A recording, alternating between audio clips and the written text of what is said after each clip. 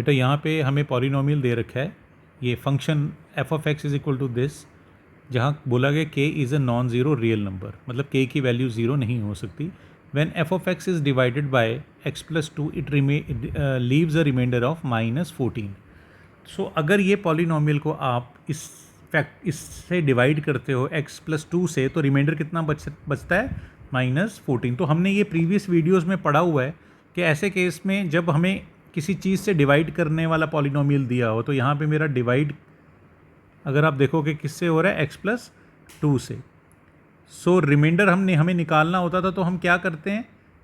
x plus to को zero के equal रखा, x की वैल्यू निकाली -2, और इसको हम लोग कहाँ डालते थे? जो मेरा मेन पॉलिनोमियल दिया हुआ है, so which is 2x square -4x plus k। So जब मैं x की ये वाली वैल्यू इस पॉलिनोमियल में डालूंगा तो मेरा रिमाइंडर कितना आएगा? -14। और रिमाइंडर को हम लोग कैसे शो करेंगे इसमें? सो जहाँ जहाँ x है वहाँ वहाँ पे हमने -2 डाल दिया, और ये वैल्यू किसके इक्वल हो जाएगी? -14 के। अगर x प्लस टू हमें फैक्टर दिया होता तो ऑब्वियसली रिमाइंडर कितना होता? 0। इसीलिए अगर फैक्टर होता तो हाँ, इक्वल टू के बाद हम लोग क्या डाल देते? इधर 0। तो इसको हम सॉल्व कर लेते हैं।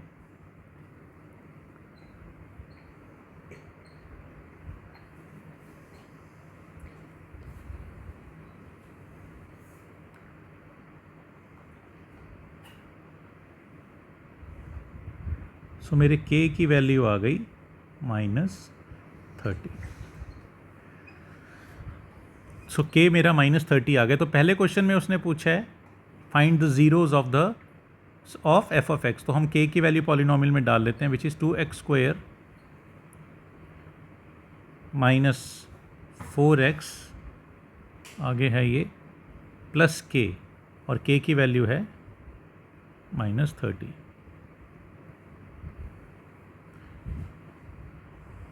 सो अब हमें इसको स्प्लिट करना होगा। सो देख लेते हैं फटाफट से।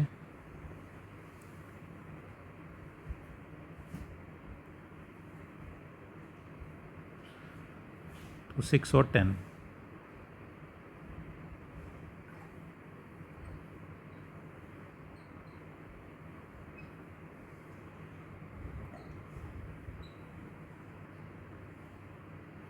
सो जब हम इसको सॉल्व करेंगे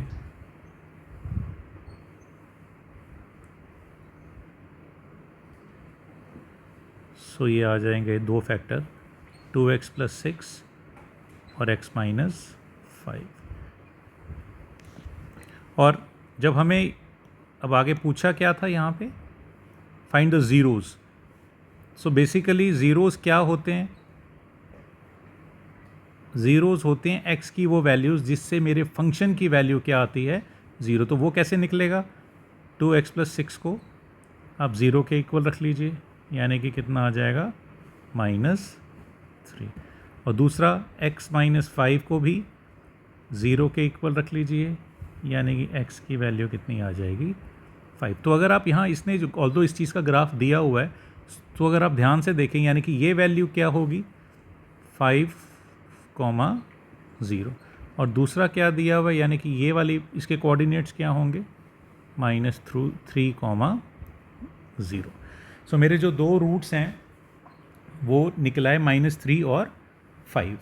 अब आगे देखते हैं नेक्स्ट पार्ट में वो कह रहा है।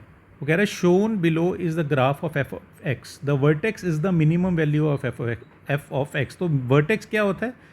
सबसे लोवेस्ट पॉइंट पैराबोला का। ये पैराबोला देखिए यहाँ से नीचे की तरफ आ रहा है, नीचे आते आते आते यहाँ पे ऐसा पॉइंट आता है जहाँ से ये ग्राफ वापस ऊपर उठना शुरू हो जाएगा।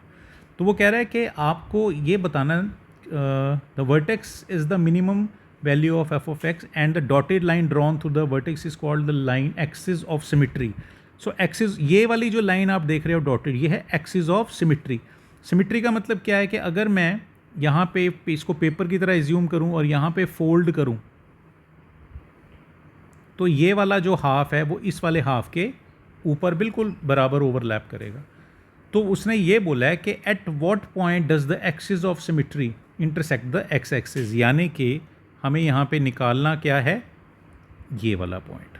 कि ये जो एक्सिस ऑफ सिमेट्री है वो उसकी वैल्यू क्या होगी। देखिए अगर आप ये देखेंगे कि एक्सिस ऑफ सिमेट्री का मतलब क्या है कि जितना पॉइंट इधर है उतना ही ग्राफ इधर है, मतलब जितना पोर्शन ग्राफ का इधर है उतना ही इधर है। तो इनडायरेक्टली मैं बोल सकता हूँ कि अगर मैं इस पॉइंट को ए नाम दे रहा हूँ, सो मेरा ए जो है वो क्या होगा, मिड पॉइंट होगा। सो यानी कि यहाँ कोऑर्डिनेट साथ में, कोऑर्डिनेट ज्योमेट्री का हम लोग यूज़ करेंगे। सो अगर मैं इसको ले लूँ x1, 0 and this is x2, 0 and क्योंकि a इन दोनों का मिड पॉइंट है और हम लोगों ने पढ़ा हुआ है मिड पॉइंट के इसका मिड पॉइंट क्या कहता है कि जो मेरे एक्स ए वाई तो इसका भी ज़ीरो होगा। सो एक्स ए क्या होगा, x1 plus x2 divided by 2। So x1 की वैल्यू मेरी कितनी है, -3, x2 कितना है 5 डिवाइडेड बाय 2। सो अगर आप ध्यान से देखें मेरा x ए कितना आ जाएगा 1, यानी कि मेरा ये a जो ये पॉइंट है 1, 0 है, वही इसने पूछा था कि at what point does the axis of symmetry intersects the x axis. तो पॉइंट क्या होगा मेरा 1, 0। Thank you.